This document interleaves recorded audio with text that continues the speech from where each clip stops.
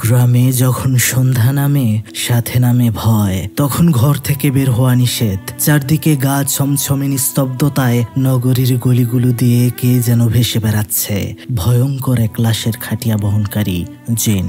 তার আগুনে ঝলসানো চোখ, যার দিকে কেউ একবার তাকালে মৃত্যু অনিবার্য, অথবা জীবন্ত খাটিয়াই তুলে নিয়ে পাড়ি জমায় এক এমন অজানা গন্তব্যের পথে যেখান থেকে কেউ ফেরে না। ইন্দোনেশিয়ার সেন্ট্রাল জাভা অঞ্চলের তেমাঙ্গুন গ্রাম।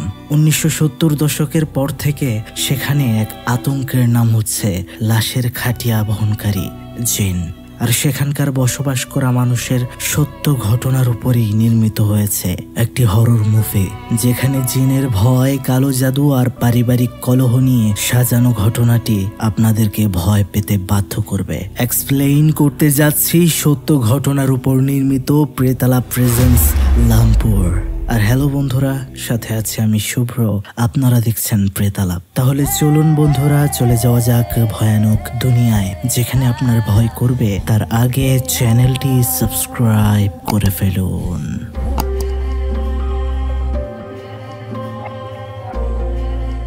ঘটনার শুরুতে দেখা যায় একজন মা তার মেয়েকে তার ছোট্ট ভাইকে পাহারা দিতে বলছে। মহিলাটির নাম রত্না, মেয়েটির নাম হচ্ছে নেতা। তার মা তাকে বলছিল, আমি একটু বাইরে যাচ্ছি, তোর ভাইয়ের খেয়াল রাখিস তুই। তার মধ্যে যত যাই হয়ে যাক না কেন, যাই দেখিস না কেন, সেটার দিকে তুই তাকাবি না। এটা বলে সে কোথাও একটা চলে যায়। এরপরে আমরা দেখতে পারি একটা কালো জাদুর ডেরা, যেখানে একটা কবিরাজ একজনকে মন্ত্র পড়ে তার শরীরে তাবিজ পুঁতে দিচ্ছিল আর বলছে, এই তাবিজ আপনার জন্য সৌভাগ্য বয়ে আনবে, সাথে ধন সম্পদ। লোকটির নাম হচ্ছে জামাল। অন্যদিকে নেতা তার ভাইকে কোনোভাবেই সামলাতে পারছিল না, কান্নাকাটি করছে।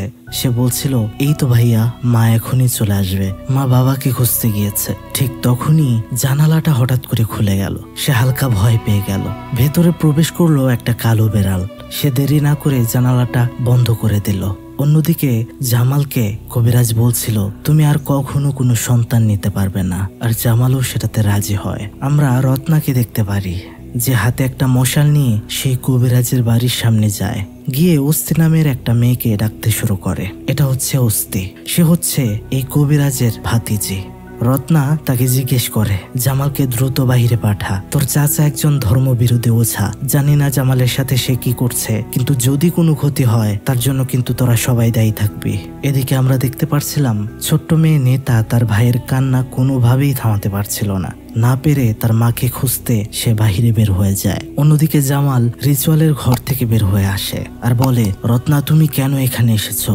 রত্না বলছিল, আমি বসে বসে তোমার এসব শয়তানের পূজা করা কার্যকলাপ দেখতে পারবো না, চলো আমার সাথে বাড়িতে। ঠিক তখনই জামাল আকাশে কিছু একটা দেখতে পারে। অস্থি মেয়েটি বলে উঠল, এটা তো ল্যাম্পুর জিন, সে এসে গিয়েছে। অন্যদিকে রত্না দেখতে পারে তাকে খুঁজতে খুঁজতে এখানে চলে আসছে নেতা। জামাল রত্নাকে বলছিল, বাঁচতে চাইলে দ্রুত ঘরের ভেতরে আসো, নয়তো জিন আমাদেরকে নিয়ে যাবে। কিন্তু রত্না নেতাকে ছেড়ে ভেতরে আসতেই চাচ্ছিল না। হাতাহাতি জোরাজোরির মধ্যে পড়ে সে অজ্ঞান হয়ে যায়। জামাল আর অস্তি রত্নাকে কোনো রকমে তুলে ঘরে নিয়ে যায়। তখনই নেতা চেয়ে দেখতে পারে বাতাসে উড়ে বেড়াচ্ছে একটা কফিন, সেটা তার দিকেই এগিয়ে আসছে। মেয়েটি অনেক ভয় পেয়ে যায় আর দৌড়াতে শুরু করে। সে দৌড়ে দৌড়ে বাড়ির দিকেই আসছিল, লাশের খাটিয়াটাও তার পেছনেই। সে বাড়ির একদিকে ঢুকে দরজা লাগিয়ে দেয়, তখনই অন্য পাশের দরজাটা তার সামনে খুলে যায়। সাথে সাথে একটা ভয়ঙ্কর শব্দ আর কফিন নিয়ে কিছু একটা নেমে আসছে। সে এতটাই ভয় পেয়ে যায় যে তার জামা সে ভিজিয়ে ফেলে। পাশেই তার ছোট ভাই দোলনায় কাঁদছে। সে বুঝতে পারছিল না কি করবে। সে ভয়ে খাটের নিচে লুকিয়ে পড়ে আর বলতে থাকে, আমি কোনোভাবেই তার দিকে তাকাবো না, কেননা সবাই জানে এই লামপুর জিনের দিকে একবার তাকালে আর বাঁচা যাবে না। সেই জিনিসটা তখন ঘরের ভেতরে প্রবেশ করলো। ভয়ঙ্কর শব্দ, কিন্তু হঠাৎ করেই যেন সব স্বাভাবিক। নেতা যখন খাটের নিচ থেকে বের হয় তখন সে বুঝতে পারে ল্যাম্পুর জিন তার ছোট ভাইকে নিয়ে গিয়েছে। সেই দোলনাটা ধরে কাঁদতে শুরু করে। যখন তার মা রত্না সেখানে আসে, বিষয়টা বুঝতে পারে এবং খুবই কান্নাকাটি শুরু করে। রত্না বলছিল, তুই কেন তোর ভাইকে ফেলে বাইরে বের হয়েছিলি? নেতা বলছিল, মা আমাকে মাফ করো, ভাই তোমার জন্য অনেক কান্নাকাটি করছিল, আমি বুঝতে পারিনি। রত্না সেখানে বলছে, না নেতা, এটা তোর দোষ ছিল না, এটা তোর বাবার দোষ। তোর বাবাই তোর ভাইকে জিনের কাছে বলি দিয়েছে। তার মা আরো বলছিল, আমি তোকে এখান থেকে অনেক দূরে নিয়ে চলে যাব, আমি চাই না তুইও ল্যাম্পুর জিনের শিকার হোস। এরপর আমাদেরকে দেখানো হয় আরো প্রায় অনেক বছর পর, যেখানে আমরা নেতাকে দেখতে পাই যে অনেক বড় হয়ে গিয়েছে, তার বিয়েও হয়েছে, বাচ্চাও রয়েছে 2টা। তার হাজব্যান্ডের নাম হচ্ছে এইডন, ছেলে অ্যাডাম আর মেয়ের নাম শেখর। কিন্তু আমরা এখানে জানতে পারি যে নেতার মা মানে রত্না আজকেই মারা গিয়েছে, আর তার শেষকৃত্যের অনুষ্ঠান ছিল বাড়িতে আজ। সেখানে এইডনের কাজিন আনোয়ার তাকে জিজ্ঞেস করছিল, তুমি নাকি কোথাও টাকা বিনিয়োগ করে অনেক টাকা নষ্ট করেছো আর দেনা পাওনাতে ডুবে গিয়েছো। যাই হোক, চিন্তা করো না, তুমি আমার সাথে দেখা করো, আমি তোমাকে সাহায্য করার চেষ্টা করব। এটা বলে সে সেখান থেকে চলে যায়। এরপরে আমরা দেখতে পাচ্ছিলাম এইডনের মন খারাপ। নেতা তার কাছে আসলে কি হয়েছে জিজ্ঞেস করলে এইডন বলতে থাকে, আমাদের পরিবারের খারাপ অবস্থা, এটা তুমি কেন বলতে গেলে আমার কাজিনকে। নেতা বলছিল, এটা আমার ভুল হয়েছে, আমাকে মাফ করে দাও। সে যখন জিজ্ঞেস করেছে তখন আমি মিথ্যা বলতে পারিনি। নেতা বলছিল, আচ্ছা তুমি কি আমার মায়ের শেষ ইচ্ছার জন্য চিন্তায় আছো। এইডন বলে, আমি বিশ্বাস করতে পারছি না তোমার বাবা এখনো বেঁচে আছে, এটা আমাকে তুমি আগে কেন বলনি। নেতা বলছিল, আসলে অনেকদিন আগেই এসব ছেড়ে চলে আসা, তাই প্রয়োজন মনে করিনি। আসলে বন্ধুরা, নেতার মায়ের ইচ্ছে ছিল যে নেতা যেন তার বাবার কাছে ফিরে যায়। সেখানে এইডনও চাচ্ছিল তার 2 সন্তানকে নিয়ে সেখানে যেতে, কেননা তারা তাদের নানার বাড়ি গেলে অবশ্যই অনেক খুশি হবে। যদিও নেতা সে ভয়ের কারণে যেতে চাইছিল না, তবে সে ভাবছিল সে হয়তো তার বাবার কাছ থেকে কিছু ফাইন্যান্সিয়াল সাপোর্ট পেতে পারে, যাতে তার হাজব্যান্ডের দেনা পাওনা শোধ হয়ে যাবে। এই ভেবে সে রাজি হয়। এদিকে গ্রামে আমরা দেখতে পারি একটা লোক অনেকগুলো মশাল জ্বালাচ্ছে। এটা কেন? আসলে তেমাঙ্গুন গ্রামে সেই লাশের খাটিয়া বহনকারী জিনের থেকে বাঁচতে এই মশালগুলো জ্বালানো হয় এবং একটা রাস্তা তৈরি করা হয় যেন সেই আলো দিয়ে গ্রামের ভেতর দিয়ে ল্যাম্পোর জিন চলে যায়, অন্যদিকে প্রবেশ না করে। মানে বিষয়টা এমন যে সেই জিন আলোকে অনুসরণ করে। তখন সেখানে আরো একটা লোক আসে, তার নাম দার্ত। সেও এই কাজে নিয়োজিত ছিল। সে এসে বলে, আমার একটু দেরি হয়ে গিয়েছে, ঘুমিয়ে পড়েছিলাম। সেই লোকটি বাকি মশালগুলো জ্বালানোর কাজ তাকে দিয়ে চলে যায়। সে যখন মশাল জ্বালাচ্ছিল হঠাৎ করে শুনতে পারে সে একটা শব্দ, তার মানে সেই ভয়ঙ্কর জিন আসছে। সে বাঁচতে মাটির দিকে নুয়ে পড়ে আর বলতে থাকে, আমি তোমার দিকে তাকাবো না কিছুতেই। তখনই একটা মশাল তার চুলের উপরে পড়ে গিয়ে চুলে আগুন লেগে যায়, যে কারণে তার চুল ঠিক করতে গিয়ে সেটার দিকে তার চোখ পড়ে যায়। চোখগুলো যেন একদম লাল আগুনের মতো, আর সেটা সেখানেই তাকে শেষ করে দেয়। এরপরে আমরা নেতার পরিবারকে দেখতে পারি, যারা তেমাঙ্গুন গ্রামের স্টেশনে এসে পৌঁছেছে। এখান থেকে নেতার গ্রামের এক ভাই তাদেরকে পিক করে নিয়ে যাবে। ওই সময় এইডন খেয়াল করে তার মেয়ে শেখর তাদের সাথে নেই। তাকে তখন খুঁজতে থাকলে আমরা দেখতে পারি শেখর দাঁড়িয়ে খেলা দেখছিল রাস্তায়। সেখান থেকে একটা লোক তাকে নিয়ে যাচ্ছে, তাকে এইডন ধরে ফেললো। আরে এটা তো ছিল ইয়োক, সেই মূলত নেতার গ্রামের ভাই। সেই বাড়ির দিকে নিয়ে যাবে তাদেরকে। সে বলছিল, আরে আমি তো একটু মজা করেছি। রাস্তা দিয়ে যাওয়ার সময় আমরা দেখতে পাচ্ছিলাম এইডন অনেক পেরেশানের মধ্যে ছিল, কেননা পাওনাদারেরা তার সাথে কল করে টাকা চাইছিল। সে বলছিল অপেক্ষা করতে, অবশ্যই সবার টাকা সে পরিশোধ করবে। নেতা এইডনকে বলছিল, তুমি চাইলে তোমার কাজিন আনোয়ারের সাথে যোগাযোগ করতে পারো, সে বলেছিল সাহায্য করবে। এইডন বলে, তুমি তাকে চেনো না, সে সাহায্য করার থেকে আমার এই বিপদ মজা হিসেবে নেবে। ইয়োক সেখানে বলে, আরে তোমরা এত চিন্তা করছো কেন? জামাল কাকা তো অনেক ধনী, অবশ্যই তোমাদের বিপদ দেখলে সে তোমাদেরকে সাহায্য করবে। সে আমাদের নগরীর সব থেকে বড় তামাক ব্যবসায়ী, প্রচুর লোক তার থেকে টাকা ধার নেয়। কিন্তু নেতা বলছিল, বাবা তো অন্যায়ভাবে টাকা উপার্জন করেছে। সেখানে ইয়োক থেকে আমরা জানতে পারি নেতার মা গ্রাম থেকে চলে যাওয়ার পর জামাল কবিরাজের সেই ভাতিজি অস্তিকে বিয়ে করে। সেখানে ছোট্ট ছেলে এডাম দেখতে পাচ্ছিল রাস্তায় অনেকগুলো মশাল। এগুলোর বিষয়ে সে জিজ্ঞেস করে ইয়োককে। ইয়োক তাকে বলে, এটি হচ্ছে লামপুর জিন চলাফেরার রাস্তা। এই মশালগুলো দিয়ে আলোর সাহায্যে টেকনিক করে জিনকে বাইরে বের করে দেওয়া হয় গ্রামের। সন্ধ্যার পরপরই গ্রামে লাইট অফ হয়ে যায়। কিন্তু এই রনিগুলো শুনে ইয়োককে নিষেধ করে এইসব বলতে। সে বলে এইসব নাকি কুসংস্কার। এদিকে গ্রামে ঢোকার পরেই রাস্তায় জ্যাম। গাড়ি থেকে নামার পর এইডনকে নেতা বলে, আমার মা অনেক আগেই বলেছিল আর্থিক সমস্যায় পড়লে যেন বাবার সাথে যোগাযোগ করি। সেখানে তার স্বামী তাকে বলছিল, তুমি কি পাগল হয়ে গিয়েছো? দীর্ঘ 25 বছর পরে তোমার বাবাকে তুমি দেখতে যাচ্ছ, আর সেখানে গিয়ে যদি তুমি টাকা চাও তাহলে উনি কি মনে করবে? আসলেই তুমি অনেক নিচু মনের মানুষ। সেখানে ইউককে একটা মহিলা জিজ্ঞেস করে, তুই এখানে কি করিস, তোর সাথে কে আছে? সে উত্তরে জানায়, আমার সাথে নেতা এসেছে তার পরিবার সহ। মহিলাটি বলল, তার এত বছর পর সাহস কিভাবে হলো বাড়িতে ফেরার? তার বাবা তো আজকেই মারা গিয়েছে। অর্থাৎ বন্ধুরা, নেতার বাবা জামাল আজকেই মারা গিয়েছে। গাড়ির ভেতরে থেকে অ্যাডাম তার মাকে বলছিল, মা দেখো, উড়ন্ত খাটিয়া লামপুর জিন আসছে। ইউক সেখানে গিয়ে বলে, নেতা তোমার বাবা আজকেই মারা গিয়েছে এবং তার জন্যই খাটিয়া নিয়ে যাওয়া হচ্ছে। তারা তখন বাড়িতে গিয়ে পৌঁছে। সেখানে এলাকার মানুষজন ছিল যারা নেতাকে দেখেই বলাবলি করছিল এত বছর পর সে কেন ফিরছে। অনেকে বলছিল হয়তো তার বাবার মৃত্যুর খবর শুনে ফিরেছে, কিন্তু গ্রামের মানুষগুলো বলছিল তার ফেরাটা এখানে উচিত হয়নি।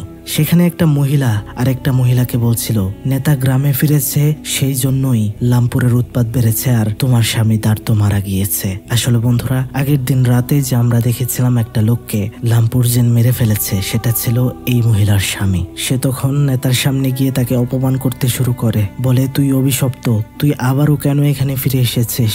সেখানে তখন একটা মেয়ে আসে, তার নাম নিনিং।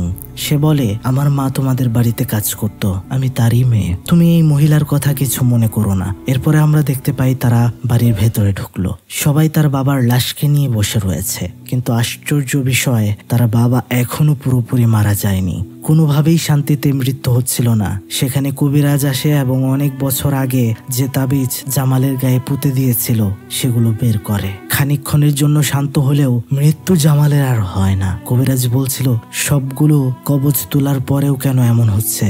সেখানে আমরা জামালের দ্বিতীয় বউ অস্তিকেও দেখতে পারি। অস্তি নেতাকে বলে, তুমি তোমার বাবার সাথে একটু শেষবার কথা বলো, হয়তো তিনি শান্তি পাবে। নেতা তার বাবার কাছে গিয়ে তার মায়ের কথা বলে। সে বলে, তার মা তাকে বলে দিয়েছিল, কখনো যদি তুমি গ্রামে ফিরো তাহলে তোমার বাবাকে বলে দিও আমি তাকে অনেক আগেই মাফ করে দিয়েছি। এটা যখন জামাল শুনতে পারে, আমরা দেখতে পারি তখনই সে পুরোপুরি নিঃশ্বাস ত্যাগ করতে পারে। এখান থেকে তো একটা জিনিস ক্লিয়ার, কালো জাদুর মতো এত বড় পাপ করলে কখনো শান্তিতে মৃত্যু হতে পারে না।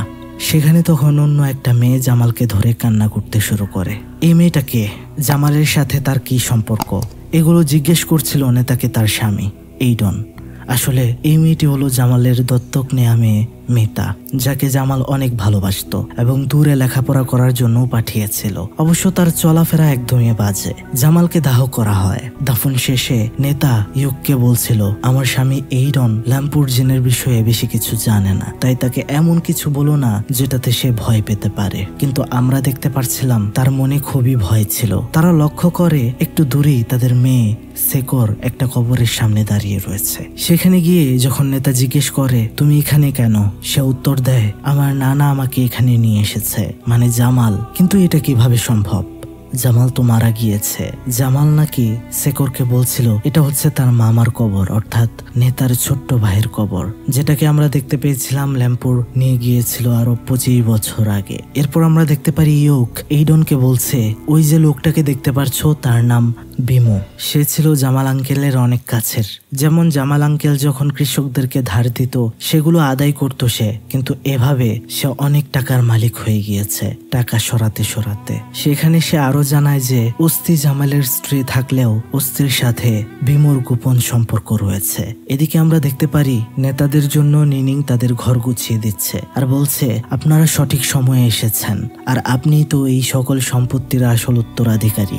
নেতা তখন জামালের দ্বিতীয় মেয়ে মিতার সম্পর্কে জিজ্ঞেস করে। নিনিং বলে, এসব সম্পত্তির সে যোগ্য নয়। একে তো সে দত্তক নেওয়া, দ্বিতীয়ত তার চলাফেরা একদমই ভালো না। দেখলেন না, শহর থেকে একটা বাজে ছেলেকে নিয়ে এসেছে। এদিকে ইউক নেতার মানা করা সত্ত্বেও এইডনকে ল্যাম্পোরের বিষয়ে বলে যে গ্রামের সন্ধ্যা না মিলেই একটা জিন আসে এবং যাকে বাহিরে পায় এবং যদি সে তার চোখের দিকে একবার দেখে তাহলে ল্যাম্পোর জিন তাকে ধরে নিয়ে যায়। এগুলো বিশ্বাস করতে চাইছিল না এইডন।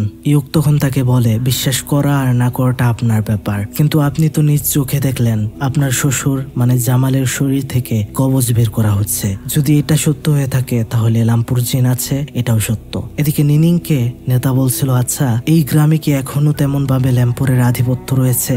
নিনিং বলে, হ্যাঁ। নেতা বলছিল, গ্রামে পাপ বেড়ে গেলেই তো সে আসে, তাই না? নিনিং উত্তরে জানায়, ঠিক তা নয়, এটা একটা ভুল ধারণা। তার যখন ইচ্ছা হয় সে তখন আসতে পারে। আর তুমি তো জানোই বর্তমানে পাপ মুক্ত এমন একটা লোকও পাওয়া যাবে না।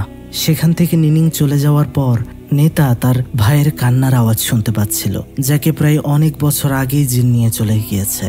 সামনে গিয়ে বেড়ার পাশেই সে মাটি খুঁড়ে একটা পুতুল পায়। তার মনে হয় ছোট্টবেলার কথা, যখন তার বাবা ঘর থেকে জানালা দিয়ে তাকে তার নতুন ভাই হয়েছে এই খবর দিয়েছিল। কতই না সুখের ছিল সেই দিনগুলো। পরক্ষণেই তার হাতের দিকে সে চেয়ে দেখতে পারে হাতে পুতুলটা নেই। তার স্বামী এইডন আসতেই সে চমকে যায়। তুমি কি ঠিক আছো? সে নিজেকে সামাল দিয়ে বলে, হ্যাঁ ঠিক আছি। আমরা দেখতে পারছিলাম তাদেরকে কেউ একজন দেখছে। এইডন বলছিল, চলো আমরা আমাদের শহরে ফিরে যাই। সেখানে নেতা বলছিল, সবে মাত্র বাবা মারা গিয়েছে, এখনই যদি চলে যায় তাহলে লোকে খারাপ বলবে। এইডন বলে, আমি বুঝতে পেরেছি, কিন্তু আমার এখানে থাকতে ইচ্ছে হচ্ছে না। গ্রামে কুসংস্কারে ভরা। তারা উড়ন্ত কফিন নামক একটা জিনের বিষয় সব সময় বলতে থাকে। এই বিষয়টা আমার ভালো লাগে না। নেতা বলছিল, এই বিষয়টা খারাপ লাগলেও এই বিষয়টা মিথ্যে নয়। সে আরো বলছিল, তোমার জন্য তো বাবার কাছে টাকা চাওয়া আর হলো না, এখন স্ত্রীর সাথে কথা বলার জন্য একটা সঠিক সময় বের করতে হবে। তাদেরকে কিন্তু দূর থেকে লক্ষ্য করছিল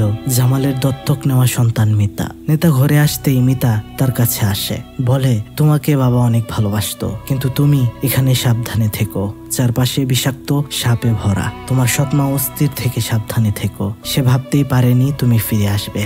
আসলে তোমার বাবার সম্পত্তির উপর তার অনেক লোভ। এইসব বলে সে সেখান থেকে চলে যায়। এদিকে আমরা কবিরাজকে দেখতে পারি, যে কিনা একটা ঝর্ণার পাশে কোনো একটা রিচুয়ালে মগ্ন ছিল। এরপর আমরা দেখতে পারি অস্তি নেতা আর এইডনের সাথে কথা বলছে। সে বলছিল সে এখনো ভুলতে পারছে না জামালকে, সে অনেক ভালো মানুষ ছিল, আর তোমরা আসাতে আমি অনেক খুশি হয়েছি। হয়তো নেতা তোমার জন্যই তোমার বাবা শান্তিতে মৃত্যুবরণ করতে পেরেছে। সেখানে বিমু ছিল। এরপর আমরা দেখতে পারি মিতা সেখান থেকে চলে যাচ্ছিল। অস্তি তাকে আটকায়, বলে, তোমার বোন মাত্র এসেছে, তার সাথে ভালো আন্ডারস্ট্যান্ডিং হওয়া দরকার, তুমি এখনই চলে যাচ্ছ। মিতা বলে, সবার সামনে ভালো সাজতে হবে না আপনাকে, নাটক করেন না, আপনি আমাকে দেখতে পারেন না, আর এখন তো আর এখানে আমার কোনো প্রয়োজন নেই। এটা বলে চলে যায়। বিমো বলে, তাকে কি আমি আটকাবো? অস্তি না করে, দরকার নেই। সে বলছিল, আমি অনেক ক্লান্ত, বিশ্রামের প্রয়োজন। বিমো তাদেরকে লামপুর জিনের বিষয়টি বিস্তারিত বলে দিও। এরপর আমরা দেখতে পারি লামপুর জিনের বিষয় বলছে বিমো। সে বলছিল, যদি সেই জিন আপনার সামনে আসে তাহলে তার দিকে কখনোই তাকাবেন না, কোনোভাবেই না। এইডন বলে, এটা যদি না মানি? বিমো উত্তর দেয়, তাহলে আপনি তার শিকার হবেন। আপনাকে কফিনি করে এমন এক জায়গায় নিয়ে যাবে যেখান থেকে বেঁচে ফেরা অসম্ভব। আর যদি বেঁচে ফিরেও আসেন তাহলে আপনার মানসিক ভারসাম্য থাকবে না, নষ্ট হয়ে যাবে। এরপরেই আমরা দেখতে পারি গ্রামে অ্যালার্ম বেজে উঠেছে। তার সাথে গ্রামের সব বাড়ির লাইট অফ। এদিকে অস্তি খেয়াল করে তার আলমারিটা খোলা, আর সেখান থেকে কিছু একটা গায়েব। কি গায়েব? তখনই আমরা দেখতে পারি মিতা তার বয়ফ্রেন্ডের কাছে গিয়েছে। তার হাতে ছিল কিছু কাগজপত্র। তার বয়ফ্রেন্ডকে সেগুলো দেখাচ্ছে। এগুলো আসলে হচ্ছে জামালের সম্পত্তির সব দলিল, যেগুলোর লোভেই ছিল তার। এগুলো সে অস্তির ঘর থেকেই চুরি করেছে। তার প্রেমিক বলছিল, শুধু এগুলো এনেছো কেন? টাকাও নিয়ে আসতে পারতে কিছু। মিতা বলে, টাকা লাগবে না, এখানে যা আছে তা বিক্রি করলেই আমরা অনেক টাকা পাবো। এদিকে তারা যখন ঘুমাচ্ছিল, এইডন খেয়াল করে অ্যাডাম সেখানে নেই। ঘর থেকে বের হয়ে দেখতে পারে টেবিলের পেছনেই বসে রয়েছে অ্যাডাম আর গেম খেলছে আনমনে। তার বাবা মানা করছিল জেগে থাকতে, কেননা এখন লামপুর আসার সময়। অ্যাডাম তখন বলছিল, তুমিও এসব বিশ্বাস করো বাবা? এইডন তখন বলে, বাবা বিশ্বাস না, এটা না বিশ্বাস করলেও নিয়ম মানতে হবে এই গ্রামের। তখনই পেছনের জানালাটা হঠাৎ করে খুলে যায়। এদিকে মিতা আর তার বয়ফ্রেন্ডকে আমরা দেখতে পারি মোটর সাইকেল স্টার্ট করতে পারছিল না। ঠিক তখনই ভয়ঙ্কর একটা আওয়াজ। মিতা বলে, হয়তো লামপুর এসে পৌঁছেছে, তাড়াতাড়ি বাইক স্টার্ট দাও। কিন্তু কোনোভাবেই হচ্ছিল না।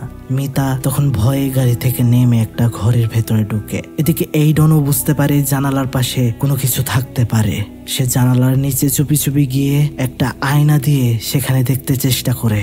সেখানে সে দেখতে পারে একটা কফিন উপর থেকে নেমে আসছে, তার সাথে একটা ভয়ঙ্কর অবয়ব, মানে ল্যাম্পুর। সেটার নখ দিয়ে আঁচড় দিচ্ছিল জানালাতে। এইডন দ্রুত গিয়ে অ্যাডামকে জড়িয়ে ধরে বলতে থাকে, তার দিকে মোটেও তাকিও না। কিন্তু তখনই জানালাটা বন্ধ হয়ে যায়। এদিকে মিতা ঘর থেকে বলছিল, তাড়াতাড়ি ভেতরে আসো। তার বয়ফ্রেন্ড এসব কিছুই মনেই করছিল না। তখনই আমরা দেখতে পারি সেই ভয়ঙ্কর জিনটা উপর থেকে নেমে এসেছে, আর সেই ছেলেটির গলায় নখ দিয়ে এমন আঁচড় দিয়েছে তাকে নিমিষেই সেখানে শেষ করে দিয়েছে। মিতা ভয়ে ঘরের কোণে নিচেই বসেছিল, আর সেই ভয়ঙ্কর জিনিসটা ভেতরে ঢুকে ঢোকে কিন্তু সেটা গায়েব। কোথায় গেল? মিতা অজ্ঞান হয়ে যায়। আমরা দেখতে পারছিলাম এইডনকে কফিনের ভেতরে করে নিয়ে যাচ্ছে লামপুর। সে অনেক চেষ্টা করছিল ভেতর থেকে বের হওয়ার, কিন্তু পারছিল না। হঠাৎ করেই তার ঘুম ভেঙে যায়, চিৎকার করে উঠে পড়ে। এটা আসলে তার একটা স্বপ্ন ছিল। সে খুবই ভয় পাচ্ছিল, বলছিল আমার বাচ্চারা কোথায়? নেতা বলছিল তুমি শান্ত হও, বাচ্চারা মাঠে খেলাধুলা করছে। লামপুর যে সত্যিই রয়েছে এখন আর তা বিশ্বাস করতে কোনো ধরনের সমস্যা নেই। এইডন বলছিল এই ভয়ানক জিনিসটা আগে থেকে এই গ্রামে আছে, তাহলে তুমি এখানে আমাকে কেন নিয়ে আসলে? এখান থেকে আমাদের ফিরে যাওয়া উচিত। সে আরো বলে এখানে নাকি অনেকদিন ধরে এই জিনটা ছিল না, আবার বিস্তার করেছে তার আধিপত্য। এগুলো হঠাৎ হলো কেন? তোমার বাবার মৃত্যুর দিন তুমি এই গ্রামে এসেছো এই কারণে হয়েছে? কেননা প্রথম দিন গ্রামের মানুষরা তুমি গ্রামে ফেরাই তারা তোমাকে পাপী বলছিল, দোষারোপ করছিল। কিন্তু সেখানে আমরা দেখতে পারছিলাম নেতা কিছুই বলছিল না, শুধু বলছিল অস্ত্রের সাথে টাকা পয়সার বিষয়ে কথা বলো, তারপর আমরা এখান থেকে দ্রুত চলে যাব। এদিকে আমরা দেখতে পারি মাঠে দুই ভাই বোন খেলা করছে, ঘুড়ি উড়াচ্ছে। হঠাৎ করে পেছন থেকে সেকর একটা শব্দ শুনতে পেল। সে সেদিকেই চলে গেল আর গিয়ে দেখতে পেল ঠিক নিচে কিছু একটা পড়ে থাকতে। এদিকে তার ভাই অ্যাডাম তার ডাক শুনে সেখানে গিয়ে দেখতে পারে নিচে পড়ে রয়েছে অজ্ঞান হওয়া মিতা। তারা দুই ভাই বোন তখনই বাড়িতে আসে আর তার বাবা মাকে বিষয়টা বলে। মিতাকে তারা বাড়িতে ফেরত নিয়ে আসে, তাকে বিছানায় শুয়ে দেওয়া হয়। অ্যাডাম তখন তার মাকে বলে আচ্ছা আমি আমার ঘড়িটা ফেলে এসেছি মা, নিয়ে আসছে।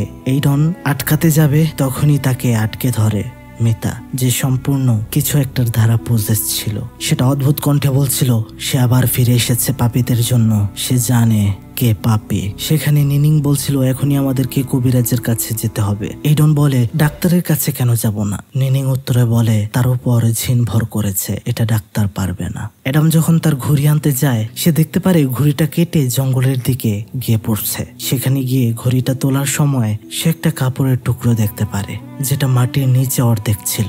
সেটা পুরোটা তুলে খুলে সে ভয় পেয়ে যায়, কেননা ভেতরে ছোট বাচ্চার একটা কঙ্কাল ছিল। তখনই পেছন থেকে বিমো তাকে বলে এই তুমি এখানে কি করছো? আরে আমি তো এখানে আমার ঘুড়ি নিতে এসেছি। এটা বলে সে সেই বাচ্চার কঙ্কালের দিকে চাইতেই দেখতে পারে জিনিসটা সেখান থেকে একদমই গায়েব। এদিকে এইডন ঘরে গিয়ে দেখতে পায় সেকরের অনেক জ্বর এসেছে। সে নেতাকে বলছিল মিতা জানে কি আসল পাপী। সে বলছিল নেতাকে আচ্ছা তুমি কি কিছু জানো?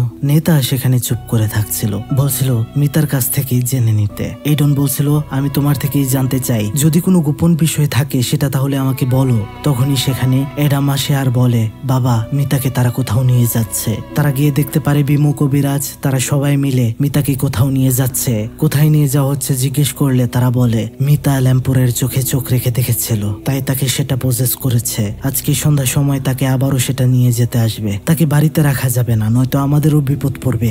এইডন আটকানোর চেষ্টা করে অনেক কিন্তু পারে না। এদিকে ইয়োগ যখন রাস্তা দিয়ে যাচ্ছিল তখন একটা ঘর থেকে আওয়াজ শুনতে পায়। এদিকে নেতাকে এইডন বলছিল এটা কোনোভাবেই ঠিক হচ্ছে না। তারা মিতাকে বাঁচানোর বদলে তাকে বলে দিচ্ছে শয়তানের কাছে। আমি জানতে চাই এসব কার কারণে হচ্ছে, কে পাপী? নেতা বলছিল লামপুর জিন শুধু পাপ দেখলে এখানে আসে, বিষয়টা তেমন না, সে তার ইচ্ছা মতো আসতে পারে।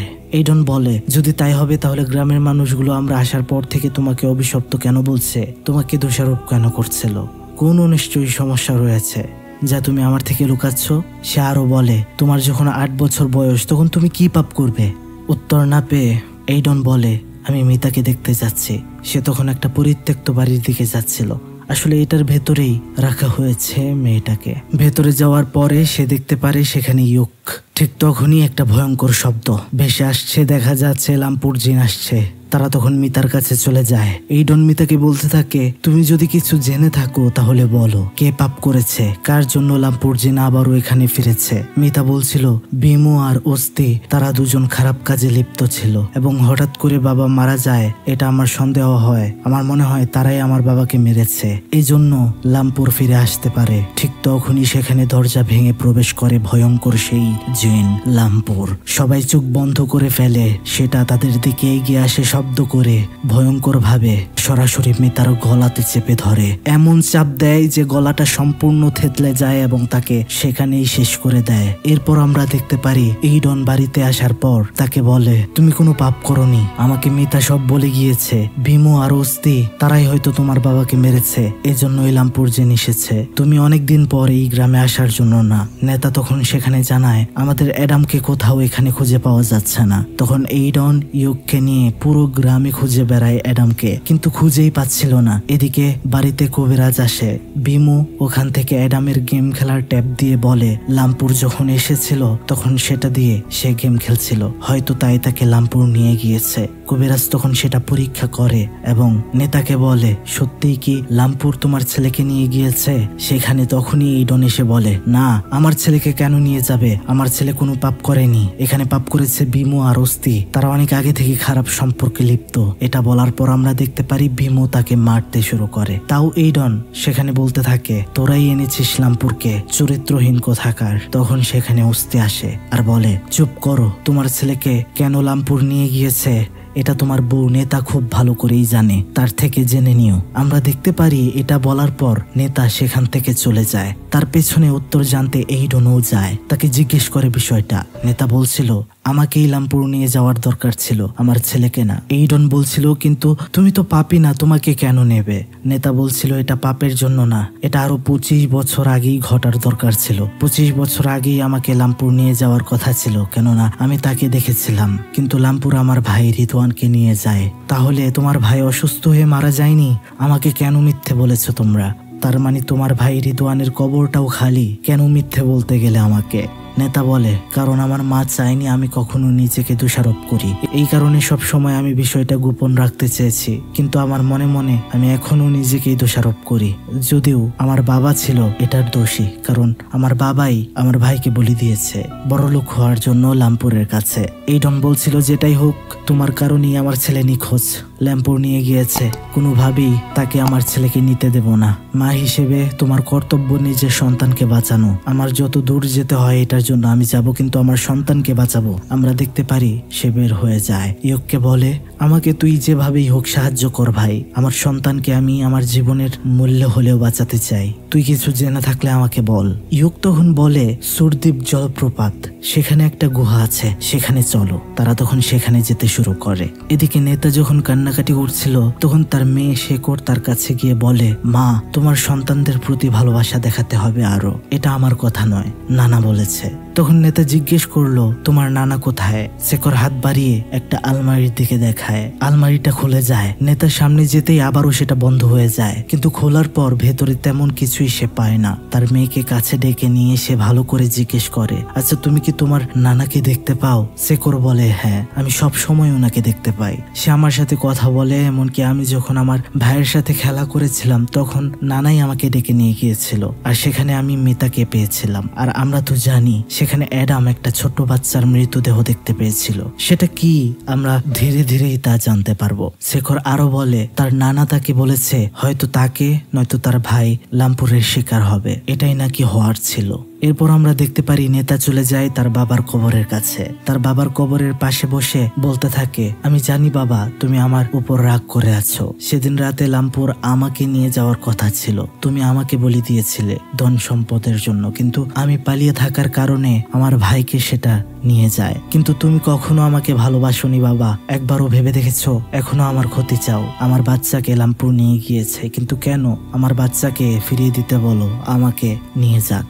তখন সেখানে অস্তি আসে আর তাকে বলে, তুমি তোমার বাবাকে ভুল বুঝছো, তোমার বাবা তোমাকে কোনোদিন অবহেলা করেনি, তিনি তোমাকে অনেক ভালোবাসে। প্রতিটা বছর তোমার জন্মদিনে আলাদা আলাদা করে প্রতি বছরই চিঠি লিখে, কিন্তু তা পাঠানোর কোনো সাহস তোমার বাবা দেখাতে পারে না। তোমার নামেই সব প্রপার্টি লিখে গিয়েছে তোমার বাবা। সেই চিঠিগুলো আর দলিলগুলো অস্তি নেতার হাতে দিয়ে দেয়। এগুলো পড়ে অনেক আবেগী হয়ে ওঠে নেতা। সে অস্তিকে বলতে থাকে, যেটাই হোক তোমরা তো জানো তোমাদের জন্যই, তোমাদের পাপের জন্যই লামপুর আবার ফিরে এসেছে। তোমার সাথে বিমোর খারাপ সম্পর্ক ছিল, বাবার সাথে বিয়ে করার পরেও ছিল, যেটার কারণে তোমরা বাবাকেও বিষ দিয়ে মেরে ফেলেছো, তাই না? সেখানে অস্তি বলে, আরে কি বলছো তুমি? আমার আর বিমোর সম্পর্ক রয়েছে সেটা তো তোমার বাবা জানতেন, আর সেটা নিয়ে তিনি কখনোই কিছুই বলেননি, বরং তিনি সবসময় এটা আমাদেরকে সাপোর্ট করেছেন। কথা ছিল যে যেভাবে ভালো থাকবে সেভাবেই চলবে, তোমার বাবার সম্পত্তির প্রতি কোনো লোভও ছিল না। এদিকে আমরা দেখতে পারি ইয়ুক আর এইডন তারা সেই জলপ্রপাতের পাহাড়ের কাছে পৌঁছে গিয়েছে। এইডন ভেতরের দিকে চলে যায়। ইয়ুক দেখতে পারে কেউ যেন এখানে আরো আসছে, সে একটু পালিয়ে থাকে। আসলে এখানে এসেছে বিমো আর সেই কবিরাজ, কিন্তু কেন? এদিকে বাড়িতে আমরা দেখতে পারছিলাম সেকর যখন ছবি আঁকছিল সেখানে তখন তার মা যাওয়ার পর তার মাকে সে একটা ছবি দেখায় যেখানে একটা বটগাছের নিচে কোনো একটা বাচ্চাকে দেখানো হচ্ছে। সে তার মাকে বলে, এটা আমাকে দিয়ে আমার নানা আঁকিয়েছে মা, যেখানে ভাইয়ের সাথে আমি খেলা করছিলাম ঘড়ি নিয়ে। সেকর আরো বলে, নানা তোমাকে এটা দেখাতে বলেছে। এটা ছিল আসলে বন্ধুরা অ্যাডামের টেপ, যেখানে অবাক কিছু দেখতে পারে নেতা। সে সরাসরি চলে যায় অস্থির কাছে আর বলে, আমি একটা জায়গায় যাচ্ছি, আপনি এটা দেখুন আর সেকরের খেয়াল রাখুন। সে চলে যায়। সেই টেপের মধ্যে কি এমন ছিল? সেখানে একটা ভিডিও ছিল যেখানে দেখা যাচ্ছিল বিমো আর তাদের বাড়ির কাজের মেয়ে নিনিং ব্যভিচারে লিপ্ত হচ্ছে। তার মানে অস্থিকে বিমো ঠকিয়েছে। সেখানে নিনিং বিমোকে বলছিল, তুমি দ্রুত অস্থির ব্যবস্থা করো যেভাবে জামালের ব্যবস্থা করেছিলে। অর্থাৎ এখানে স্পষ্ট জানা যায় জামালকে বিমো আর নিনিং মিলেই মেরে ফেলেছিল। এগুলো সম্পূর্ণ তারা প্ল্যান করেছে জামালের সম্পত্তি হাসিল করার জন্য। তখনই তারা দেখে ফেলে কেউ যেন ভিডিওটা করছে। আসলে সেই ভিডিওটা করছিল অ্যাডাম, আর এই কারণে তারাই সরিয়েছে অ্যাডামকে, কিন্তু ভিডিওটা হয়তো তারা পায়নি। এটা দেখার পর অস্থি কান্না করতে শুরু করে, বুঝতে পারে বিষয়টা। ঠিক তখনই যেন আবহাওয়ার পরিবর্তন, বুঝতে পারে এখানে আশেপাশেই জামালের আত্মা রয়েছে। তখনই পেছন থেকে সেকর অস্থির নাম ধরে বলতে থাকে, তুমি তাদের দ্বারা প্রতারিত হয়েছ, যাদেরকে তুমি ভাবতে একদম আপন মানুষ। এখন শুধু তোমার কাজ হচ্ছে আমার নাতিদেরকে আর আমার মেয়েকে দেখে রাখা। এটা বলে সেকরের উপর থেকে তার নানা চলে যায়। এদিকে আমরা দেখতে পারি সেই জলপ্রপাতের পেছনে একটা গুহার ভেতরে অ্যাডাম গিয়ে পৌঁছেছে আর দেখতে পাচ্ছে সেখানে সেই কবিরাজ রিচুয়ালে ব্যস্ত। সেখানে গিয়ে সে বলছিল, আমার ছেলে কোথায়? কবিরাজ বলছিল, অনেক দেরি হয়ে গিয়েছে এইডন, আজ রাতেই তোর ছেলেকে লামপুর নিয়ে যাবে। তার মানে বিমোর সাথে কবিরাজও মিলিত। তারা লামপুরের কাছে বলে দিচ্ছে অ্যাডামকে, কিন্তু কেন? সবকিছু যেন একটা রহস্য। তাহলে কি কবিরাজ বিমো আর নিনিং একসাথে জুড়ে রয়েছে? কিন্তু এই সব তো জানে না এইডন। সে বলছিল, আমার ছেলে তো কোনো পাপ করেনি, পাপ তো করেছে বিমো আর অস্থি, তারা তো পাপ করেছে। তখনই আমরা দেখতে পারি কবিরাজ তার উপর অ্যাটাক করে। এইডন কোনোভাবে পারছিল না কবিরাজের সাথে, অনেক মারামারি হয়। তখন এক পর্যায়ে এইডন একটা কুড়ুল দিয়ে কবিরাজের পেটে আঘাত করলে কবিরাজকে দুর্বল বানিয়ে ফেলে।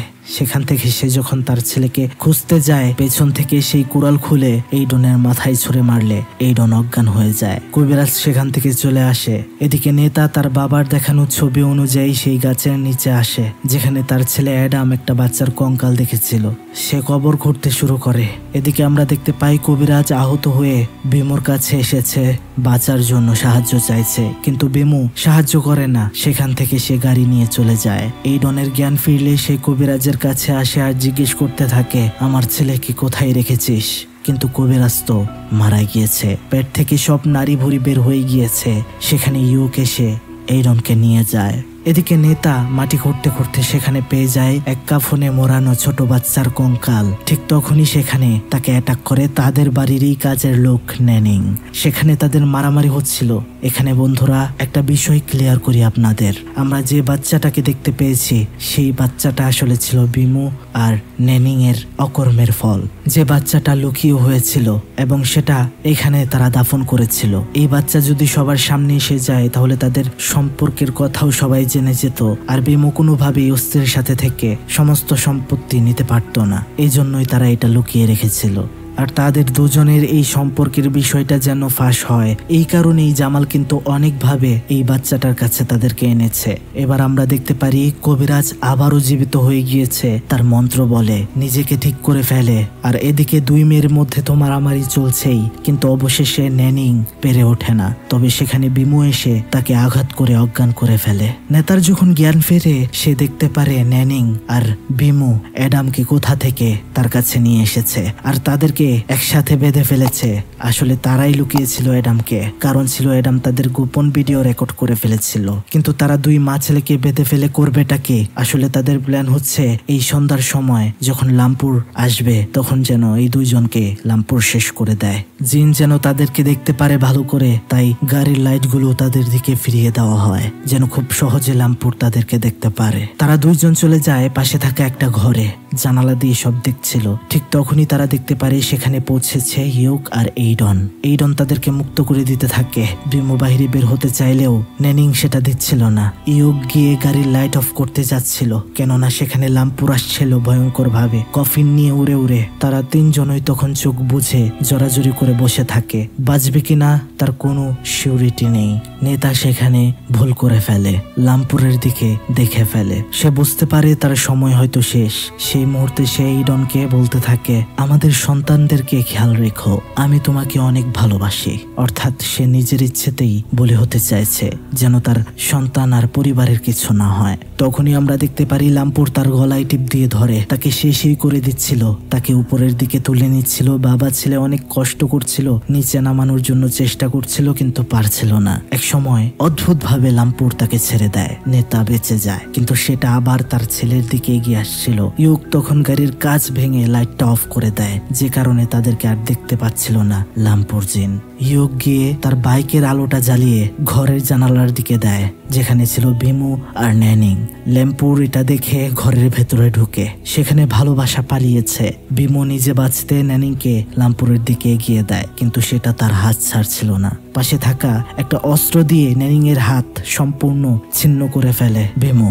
লামপুরকেও আঘাত করতে চায়, কিন্তু তখনই সে নিচে পড়ে যায় আর লামপুর উপরে থাকা একটা সোচালো ফাদের খাঁচা তার উপর একদম ফেলে দিয়ে সেখানেই নিঃশেষ করে দেয়। নেনিংকে উঠিয়ে নিয়ে চলে যায়। সাথে সাথেই সেই পুরো বাড়িতে আগুন লেগে যায়। এদিকে আমরা দেখতে পারি অস্থির কুলে সেকার ঘুমিয়ে রয়েছে। হঠাৎ করে একটা শব্দ, আমরা দেখতে পারি কেউ যেন ভেতরে আসার চেষ্টা করছে। অস্থি সেকরকে খাটের নিচে লুকিয়ে ফেলে এবং সে দেখতে যায় বাইরে, কিন্তু তখনই আমরা দেখতে পারি সেই কবিরাজ সেকরের কাছে এসেছে আর বলছে চিৎকার করতে।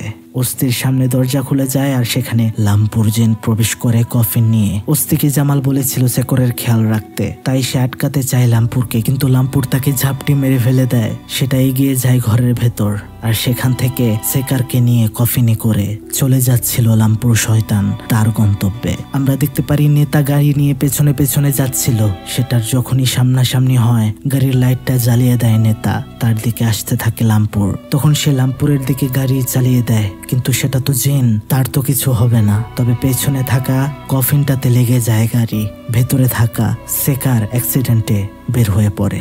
সেও অনেক আহত হয়, কিন্তু মারা যায় না। তার কথা হচ্ছে সে যেভাবেই হোক তার ছেলে মেয়েকে কিছুই হতে দেবে না। সেখানে তার মেয়েকে সে বলছিল, তোমার বাবা তোমাকে এখান থেকে নিয়ে যাবে, আমার চিন্তা করো না।